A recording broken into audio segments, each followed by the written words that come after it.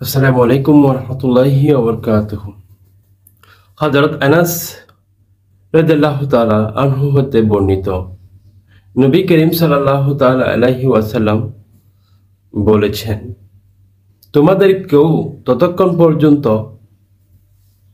পূর্ণ মুমিন হতে পারবে না যে পর্যন্ত আমি তথা আমার আদর্শ তার কাছে তার পিতা মাতা, সন্তান সন্ততি ও সকল মানুষের অপেক্ষা অধিক প্রিয় না হব।